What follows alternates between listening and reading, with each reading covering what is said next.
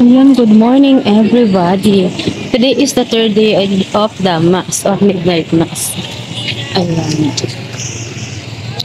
So, madilim pa. Ang dilim pa kasi masyadong maulan. So, mas kaunti ang nag-attend ng Mass ngayon kaysa kahapon. Kung i-compare yung first Mass, second, mas kaunti ngayon kasi maulan. So, ayan, nakikita nyo masyado pang madilim. Yan. Babas ako ng maaga.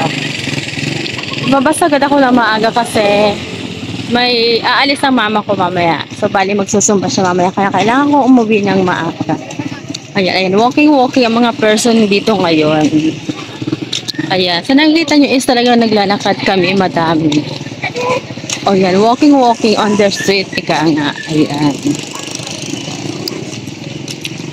Shout out sa ating mga ka-YT. So, ang ganda ng tema kanina ng pare about sa, yung sa homily. Kasi parang tinamaan ako sa, ng pare, kasi about OFW na yung mga anak daw ng OFW is karamihan is mga tahimik. Mga tahimik daw. Minsan gusto mag-isa or minsan naman daw, pero hindi karamihan. Karamihan daw is malayo ang loob sa mga parents na umaalis ng bansa. Like, pag ang mother ang umalis, medyo malayo ang loob sa mama, or pag father is medyo malayo sa ang loob sa father, which is totoo naman.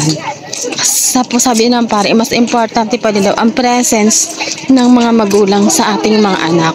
So, which is totoo naman yun, pero kailangan natin mag-sacrifice para sa kinabukasan ng ating mga anak. So, ayan, kaya sa aking mga ka-OFW dyan, mag-save kayo ng money para sa family nyo at para na rin makauwi kayo ng bansa. So, ayan.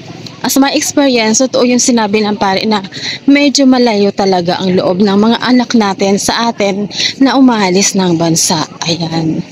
Which is totoo talaga yun. At hindi rin naman natin masisisi ang ating mga anak kasi, ayan, bali 3:30 pa lang umalis na ako ng bahay para makaupo kasi nga maulan. Ayan, maulan. Saka medyo konti yung nagsimba ngayon kasi nga sobrang malakas yung ulan kanina. Ayan, so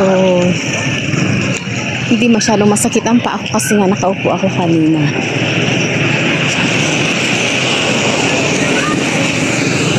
Subscribe, like, share. Thanks for watching.